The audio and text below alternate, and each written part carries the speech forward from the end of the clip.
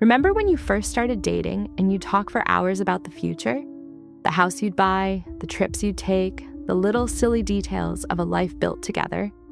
Now, fast forward to last weekend, you're looking at paint samples, talking about finally redoing the bedroom, and you say, "What do you think about this sage green?" And he doesn't even look up from his game. He just says, "Yeah, whatever you think, babe." And just like that, your shared future becomes your solo project. That whatever you think doesn't feel like trust. It feels like dismissal. It feels like he's no longer building a life with you, but merely allowing you to build one around him. That ache of loneliness, even while planning a shared space, that isn't you being demanding. That is your heart recognizing an absence. You bury that feeling, you explain it away, you call a wolf a dog because it's easier than admitting you might be living with a predator to your peace. But what if that feeling isn't your anxiety? What if it's your intuition, your deepest, wisest self, screaming at you that the ground beneath your feet isn't solid, that you are accepting a version of love that is less than you deserve? Hello, my love, welcome. If you've ever felt that whisper, this video is for you. This isn't about blaming him or creating more drama. This is about the most important relationship you will ever have, the one with yourself. We are going to open up a black box today. Imagine it's sitting right in front of you. Inside is a recording of every single time you pushed down a gut feeling, explained away a red flag, or made an excuse for a behavior that deep down you knew was wrong. Do you have the courage to open it? To listen to the part of you that you've been silencing? Because we're about to do it together. We're going to look at the 7 signs that you're not just feeling insecure. You're in a situation that is actively making you feel that way. And more importantly, we're going to talk about what to do next. Before we get into the signs, I need you to understand one thing. Insecurity in a relationship doesn't just appear out of thin air, it's a symptom. It's the smoke, not the fire. The fire is often a dynamic where your core needs for security, consistency, and respect are not being met. You're not broken, you're not too much. You are responding perfectly to a situation that is, in fact, insecure. I remember a friend telling me something during her divorce that stuck with me forever. She said, "A relationship falling apart is like watching a building collapse in slow motion. You see every crack, you hear every creak, you see the windows start to shatter, but you stand there, hoping the laws of physics will suddenly change. You see the cracks, you do. The problem isn't that you're blind, the problem is that you've been hoping gravity will reverse itself. Real love shouldn't feel like a constant state of anxiety. It shouldn't feel like a game you're always losing. Betrayal isn't always an affair. Sometimes the deepest betrayal is his betrayal of the partnership itself, his failure to be a safe, reliable, and present partner. The funeral isn't the day he packs his bags. The death happened months or even years ago, in 1,000 tiny abandonments you weren't supposed to notice. So let's talk about the cracks. Let's talk about the 7 signs. Sign number 1, you feel abandoned in your vulnerability. Life is going to punch you in the face. It's not a matter of if, but when. Sickness, the loss of a job, a family crisis, a deep personal failure. These are the moments that reveal the character of every relationship. So I want you to think, when you are on your knees, when you are sick, when you are heartbroken and bleeding, what does he do? Not what does he say? What does he do? I want to tell you a story. I once had the worst flu of my life. I was living with my boyfriend at the time, and I was genuinely helpless. I couldn't get out of bed. And where was he? He was at a buddy's watching the game. His reasoning? "You're a strong woman. You can handle it. I'd just be in the way." And you know what my mind did? It agreed with him. Yeah, I am strong. I don't need to be babied. I shouldn't be a burden. That right there is where we fail ourselves. Now let me tell you another story. My grandmother told me that when my grandfather was recovering from surgery, she slept in a chair next to his bed for a week. She read to him, she made him tea every hour, she just was there. That's partnership. That's love in action.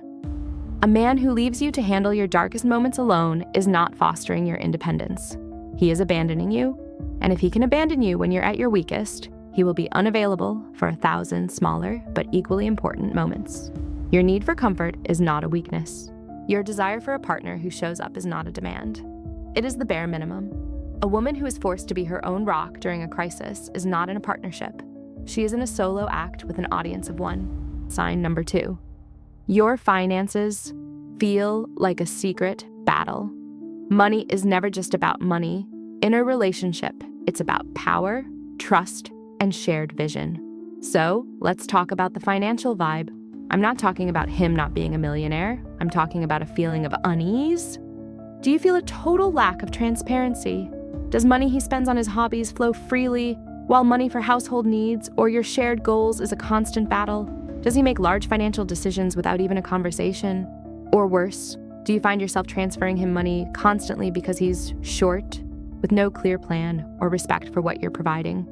I had a client, a brilliant, successful woman, who discovered her live-in boyfriend had been secretly draining their joint savings account. It was meant for a house down payment. When she confronted him, he didn't deny it. He said he was stressed about the future and needed a security fund. Think about that. He was so insecure about his own future with her that he was actively sabotaging their future. He was building his own life raft while letting their shared ship take on water. When a man treats your shared resources as his personal piggy bank or creates a dynamic where you feel guilty for spending, he is not seeing you as a partner. He is seeing you as a source of funding or as a liability to be managed. That's not a relationship. That's an arrangement, and you are worth so much more than a transaction. Sign number 3. You've become a detective in your own life. This is a big one. I want you to be really honest with yourself.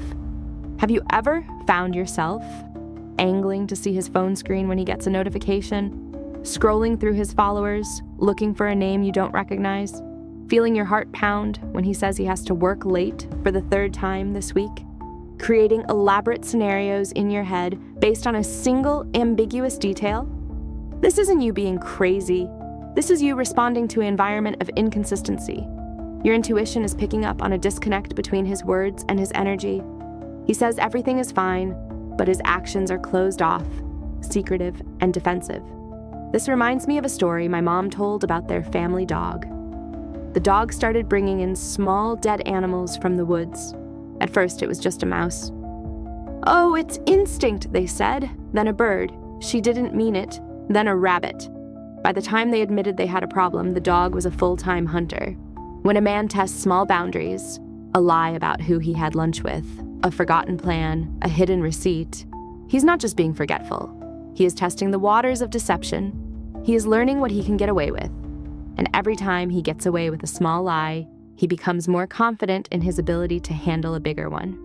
You are not paranoid for noticing the smoke. You would be a fool to ignore it. Trust is not blind faith. Trust is earned through consistent, transparent behavior. If you feel the need to play detective, the relationship itself is the crime scene. Sign number 4. You're constantly bracing for the next conflict. Pay close attention to the rhythm of your arguments. Does it feel like he picks fights over absolutely nothing? You used the wrong tone. You forgot to buy milk. You looked at him the wrong way. And these fights don't lead to resolution. They lead to him storming out, giving you the silent treatment for days, or saying he needs space and disappearing. This is a master-level manipulation tactic. He is creating conflict to justify taking a break. He's manufacturing a reason to be absent so he can go do what he wants, and then come back and make you feel like it was your fault for pushing him away. I knew a woman whose boyfriend did this like clockwork. Every time his friends were planning a guy's weekend, he would pick a huge fight with her on Thursday. He'd storm out, not speak to her all weekend while he was off having fun, and then come back on Sunday acting magnanimous and forgiving her for the fight he started. A man who truly loves you does not use conflict as a tool to get space. He sees conflict as a problem to be solved with you. He wants to face difficulties together, not run away from them. A partner who constantly creates drama and then blames you for it is not building a relationship with you. He is holding it hostage. Sign number 5. His friends' and family's opinions trump yours. In a healthy partnership, you are a team. You are each other's inner circle. Of course, outside perspectives matter, but your voice should be the one that carries the most weight in his life when it comes to your shared world. So notice this. Does he constantly run to his friends or his mother for advice on your relationship? When you have a disagreement, does he come back with, "Well, my buddy Mike said," or "My mom thinks you're being unreasonable"? He is building a jury. He is outsourcing his loyalty. He is making sure that when he makes a decision that hurts you, he has a chorus of voices in his head telling him he's right. I watched this happen to my cousin. Her husband slowly brought his family into every single aspect of their marriage. What car to buy, where to go on vacation, how to raise their kids. If she disagreed, she wasn't just disagreeing with him. She was disagreeing with his entire clan. By the time they divorced, his whole family saw her as the villain, even though all she ever wanted was an equal say in her own life. When a man elevates other people's opinions above yours, he is showing you that you are not his true partner. You are just one voice among many, and you are often outvoted. That is a profound betrayal of the us against the world bond that real love is built on. Sign number 6. The little white lies are a constant drip. This is about integrity. It's not about the big, earth-shattering lies. It's about the small, unnecessary ones. He says he was at the office, but his location shows he was at the bar. He says he didn't have time to call, but you see, he was online gaming for 2 hours.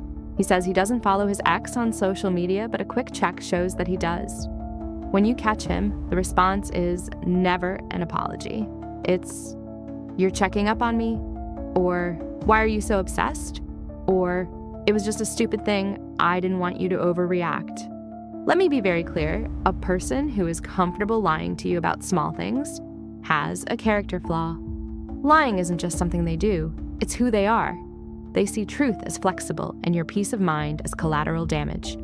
This is how they practice. They are keeping their deception muscles in shape, so that when the big lie comes, the one about the other woman, the lost job, the secret debt, they are ready. They can look you in the eye and lie with such conviction that you will actually question your own sanity. You're not crazy for wanting honesty. You are sane in an environment that is trying to make you doubt your own reality. Sign number 7. You feel like a convenience, not a priority. This is the nuclear bomb of intuitive feelings. This is when you know deep in your bones that you are not truly loved. You are being used. You feel it in the hollow sensation when he kisses you goodnight. It feels like a habit. You hear it when he says, "I love you," and it sounds like he's reading from a script. You see it in his eyes. There's no light, no deep affection, just calculation. You get the sense that you are useful. You provide a home, stability, emotional labor, a social status, or a physical presence. But you are not cherished for your essential self. And here is the tragic part. You know this. You know it when you're the only one who initiates affection. You know it when you talk about the future, and you can tell he's not picturing you in it. You know it when his friends look at you with a flicker of pity, but you stay. You stay because you think, if I just love him more, if I just try harder, if I just become more perfect, he'll finally see me.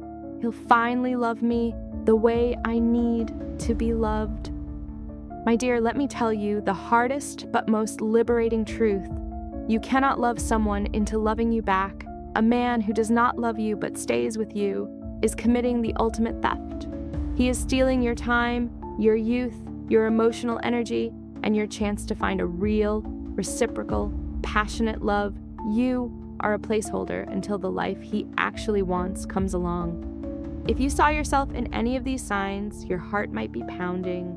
You might feel scared or sad or even angry. That's okay. That means you're waking up.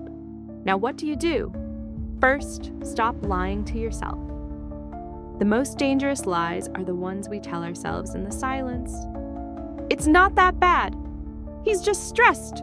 I'm probably overreacting. Your intuition is your internal compass. It is pointing you toward the truth. Stop arguing with it. Second, reclaim your voice. This doesn't have to mean a dramatic confrontation. It starts with small, clear statements. The next time you feel that hollow feeling, don't swallow it. Say, "I feel lonely when we don't spend quality time."